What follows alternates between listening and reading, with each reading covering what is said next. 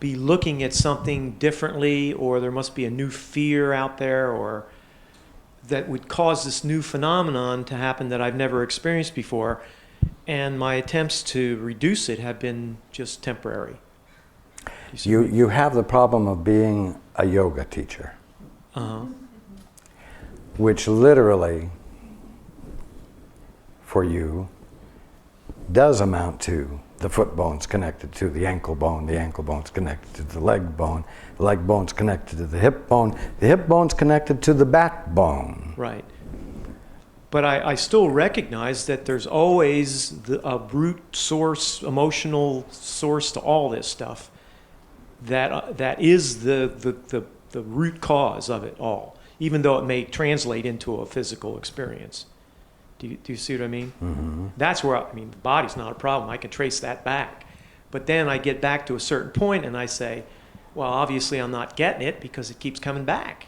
So, in other words, if it were a vertebrae that were out and you snapped it back in, done, finished, you see. And I am telling you that the root problem is specifically the belief, the mental belief that the foot bone's connected to the ankle bone, and so on and so forth. So you're saying just look at it and say it tain't so.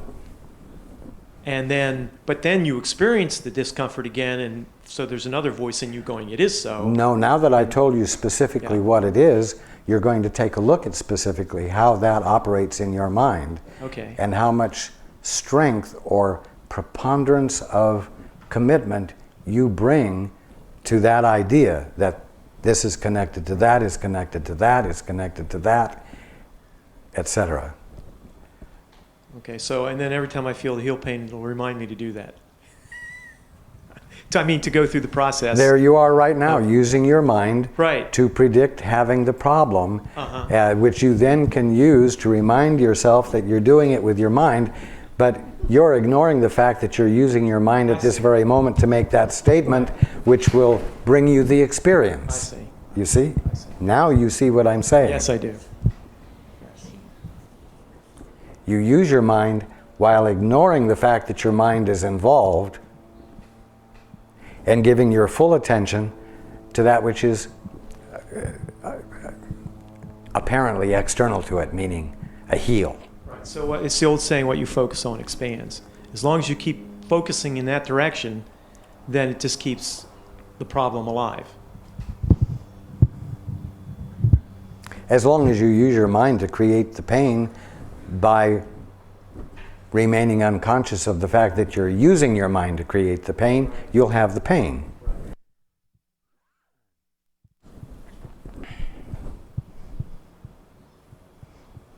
Okay, so the remedial action is I know I've got this stuff going, to never expect experiencing it again. Of course. Right. Unless you want to. Don't think of a monkey. I understand what you're saying. But it's easy for you to think of other things than your heel. That's true. And it is easy to do, as I said earlier, to get into the habit of reminding yourself what your body really is. And it's not bones and joints and nerves. Your body is not matter. There's something there where you see a bone. There's something there where you see connective tissue. But I'll tell you something, the connective tissue isn't holding the bones together. The idea God has of you is holding every non-material aspect of that which identifies you perfectly in order. And that's why it seems to have endurance. Experience, it endures as a conscious experience. And every idea is, I'm going to say, intangible. I mean by that, it isn't constituted of bits of matter.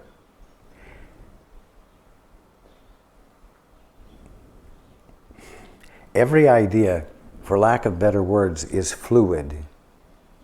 It's like your bone is love in a recognizable form, but love has not become locked into the form. Love remains moving, vital, unconfined, even though identifiable.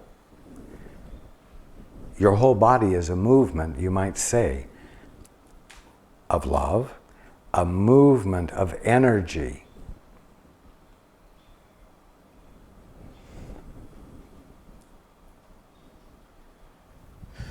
That hasn't been caught by the form it seems to represent, to represent, or to show forth. So this is, for me, a perceptual shift that I have to make. Here's what comes up. I've known you for several years that I can recall, and you've never steered me wrong, and so I put a lot of faith in what you say, and I believe what you say to be true. In other words, you wouldn't mislead me. But by the same token, everything, of course, and this we're all, at least I am, all my senses are giving me all this other feedback about this medical culture that you were talking about. And it gives you that feedback because that's what you have been taught to expect to see. Right. So the answer to that is just to persist in saying, for me to say to myself, what Raj is saying is so. I mean, he's never let me wrong, led me down the wrong path before, and I'm just going to persist in looking for the evidence of love that he keeps telling me to keep looking for. And that's Well, that isn't what you'll say to yourself. That isn't what you'll say to yourself. What you'll say to yourself is that which is the actual persisting. You will say to yourself,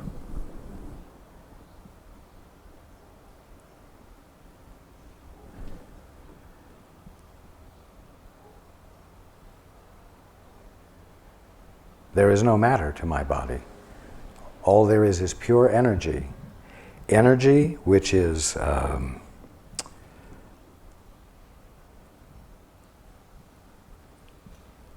energy which has a recognizable pattern.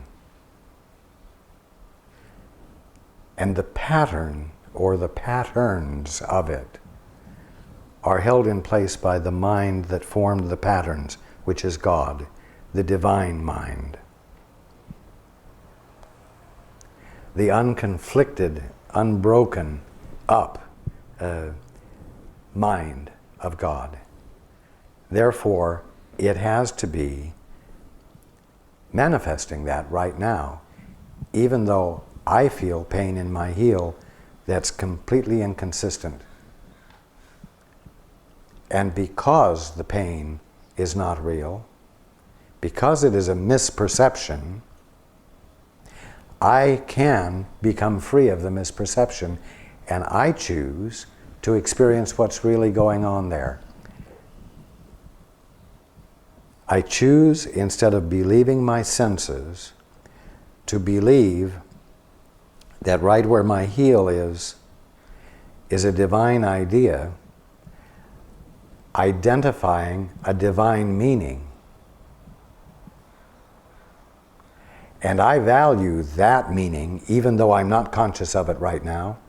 I value that meaning, and here's your prayer. I want right now to have a clearer, conscious experience of that. I make commitment of my attention to the experience of that, rather than making commitment of my attention to the medical description and interpretation of what is going on. You see? Yes, I do. And if I... and you forget about saying, Raj said this, and I trust Raj. You get down to the business of engaging in the actual, for lack of better words, clear thinking that moves your mind into a different culture than the medical culture, so that you can abide with that and let that show up for you, because you're not arguing with it by having a different perception that you're honoring more. You see what I'm saying? Yeah, and if you persist in that, eventually you come to know it as the truth.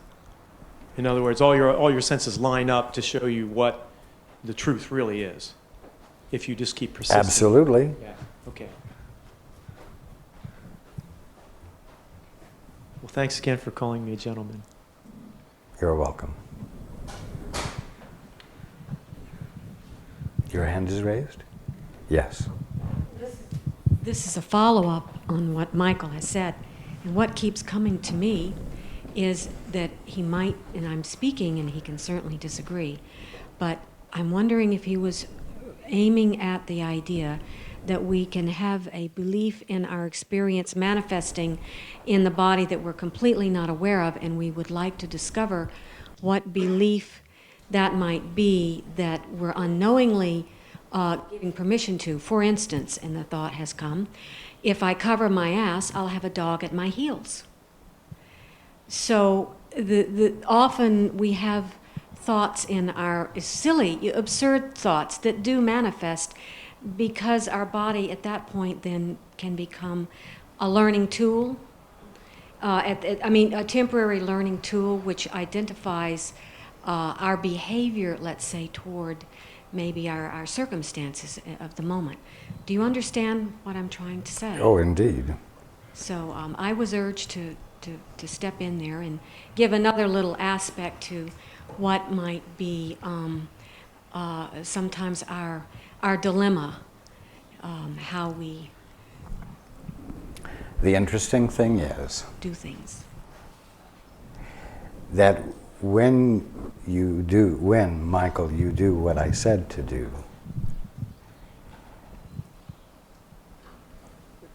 whatever belief you had been entertaining relative that was causing the distorted perception of your heel will come to your attention, will rise to the surface. Especially if there is resistance, unconscious resistance in you to releasing the pain.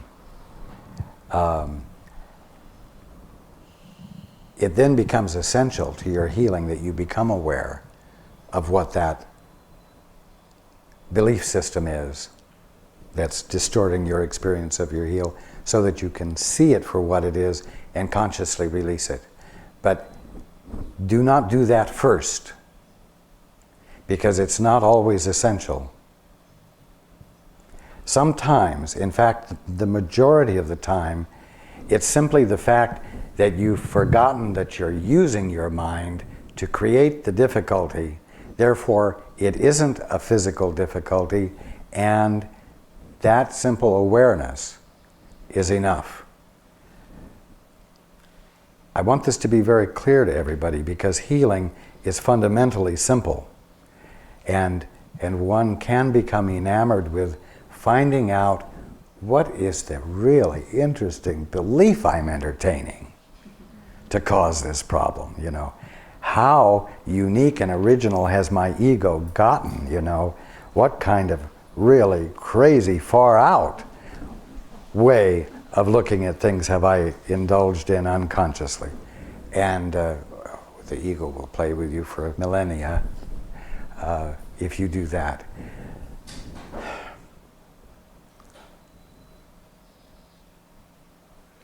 I'm going to put it this way. If the acknowledgement of the truth about what your body is, and the shift of your attention from being afraid of it or wary of it to an embrace of it because it is divine and has a divine function, which is to identify the divinity of you perfectly. If that willingness to shift into the new culture doesn't seem to be working, then I would suggest to you that you pay attention to the pain. I would suggest that you go ahead and dare to feel it. Not just the pain, but what it's saying.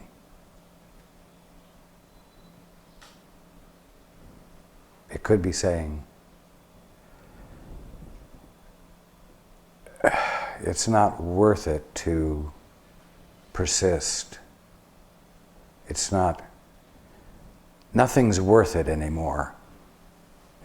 You may find that the message embodied in that discomfort doesn't have anything to do with your heel. But you may discover that you are having a general feeling of frustration with existence. And this is embodying the feeling. It's just not worth it to persist. And then you can see what it is that is so much not you.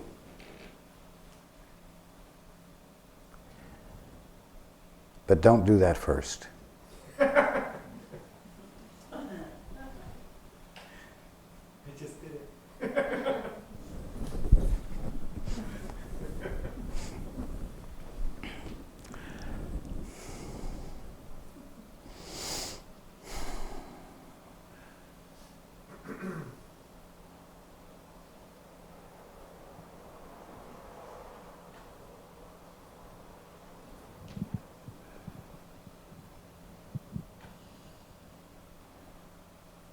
Now I'm going to bring up something that most everybody doesn't even want to consider the possibility of because it sounds too psychic or too woo-woo. But I'm going to bring up another aspect. Sometimes the pain you feel in your body is the result of someone else's anger or distress with you. And it's not yours at all. But you feel the distress because there are no private thoughts. You feel the intent of the upset or the anger that another is having with you, and it makes you feel uneasy, but you think it's your uneasiness. And then you begin to ask yourself, what's wrong with me? And because this other one is angry with you, there's always judgment attached with the feeling they are having about you. And that causes you to feel guilty. And with the guilt comes tension. You immediately move into a state of self-protection, self-defense. And now you are using your body unkindly. You are asking your body to do something other than identify the presence of your individuality perfectly. You're asking it to do something inconsistent with its purpose. And you are always going to get feedback when you ask your body to perform a function that God didn't give it. And God did not give your body the function of defending you against anything.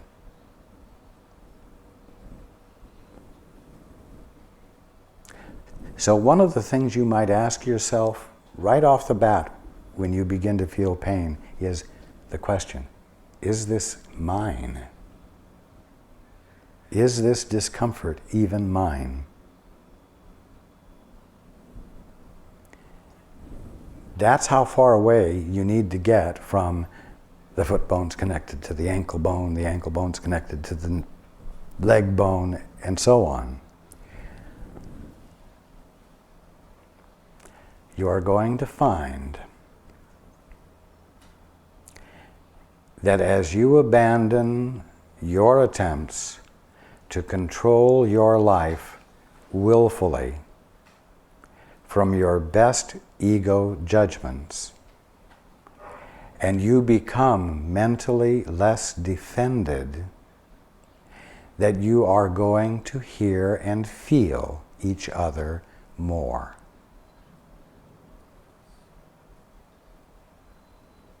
Accept it.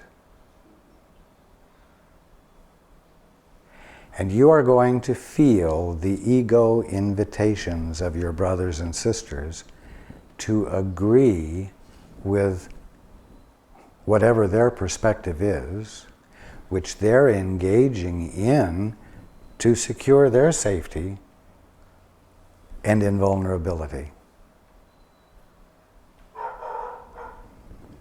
And if you are behaving in a way that threatens their ego structures of defense, they are going to invite you to stop.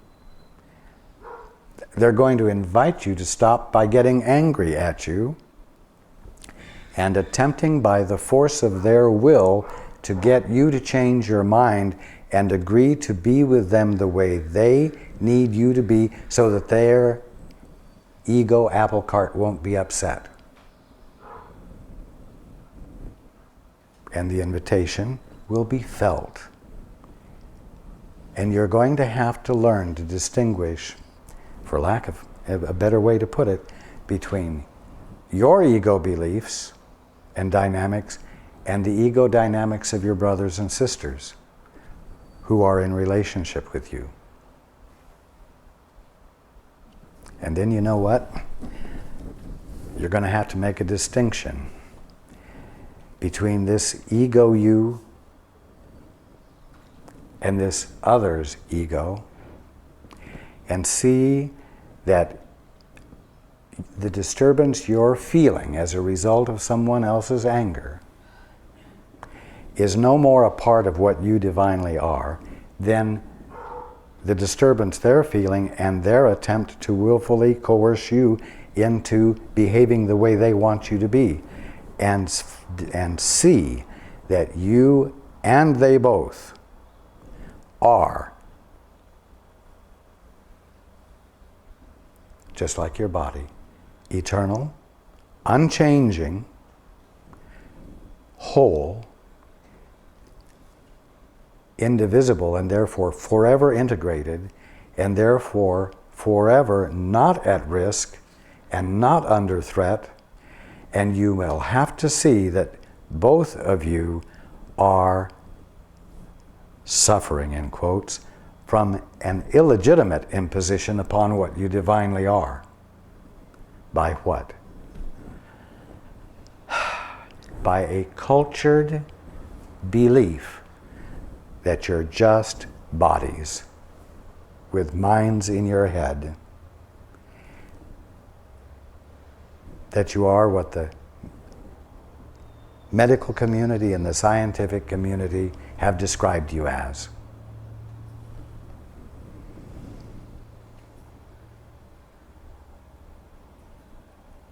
Now this might sound like you're going to be moving into even more dangerous territory because it's going to become more vague, and who knows where this ache came from.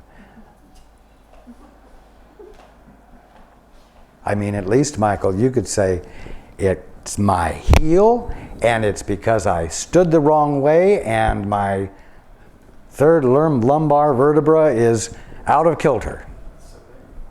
And that's the answer. Simple, dependable, mechanical. But there's your allegiance to an interpretation of what your body is and what you are that I tell you has nothing to do with the God's honest truth.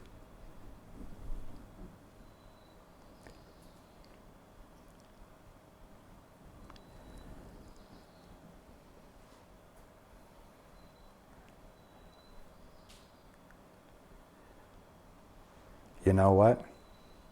Other people's fears and other people's anger can't kill you. Your belief is that matter can. So although what I have described may seem to imply that you're going to move into a more nebulous and uncontrollable realm of aches and pains, you're actually moving out of a realm where death is a threat. and into a realm where you already have some rhetoric, I will say, that helps you not be afraid, such as sticks and stones can break my bones, but words can never hurt me. Your thoughts can never hurt me. Your thoughts are just thoughts that aren't based in the truth. Therefore, I don't accept them. I don't agree with them. I don't embrace them. They're not true for me, and they're not true for you either. Now, they send out a messenger to you, inviting you to agree with their misperceptions, and you're responding by sending a messenger out to them that's free of misperception and constitutes an invitation to them to release their mental construct that's causing them to hurt. What I'm saying is that indeed you're going to move into a more fluid realm where correction can happen more easily.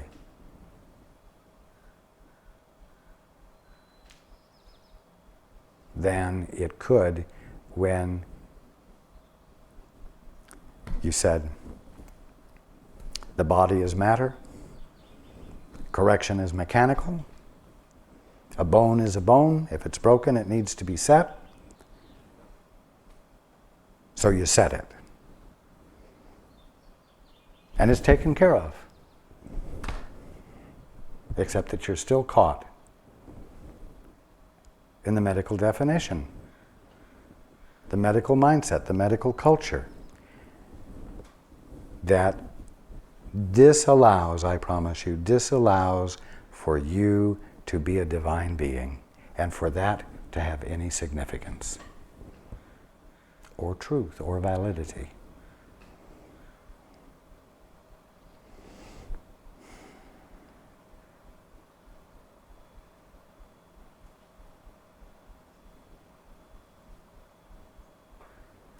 So if you wake up some morning, or even in the middle of the day out of the blue, an ache shows up, or an uneasiness shows up, or even a string of thoughts goes through your mind that is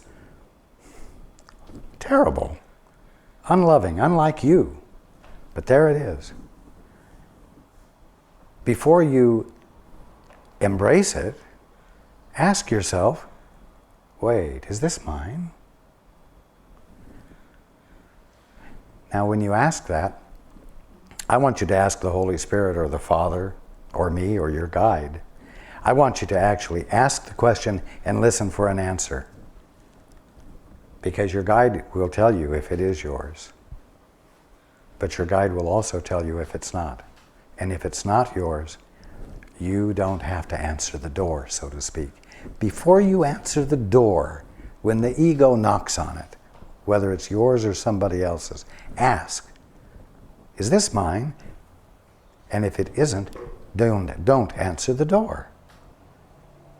Don't invite it in and have a chat with it to learn more about it. You see what I mean? Don't sit and ruminate about this absurd thought as though it were the truth and let it lead you further and further into misery because it's such an unloving thought. Don't invite the pain in by not rejecting it and wondering what it represents. Because it can represent anything the ego can come up with that will keep you in conversation with it, and which might even get it a chocolate chip cookie along with the tea. Do you see what I'm saying? Its goal is to preoccupy you, distract you from your freedom.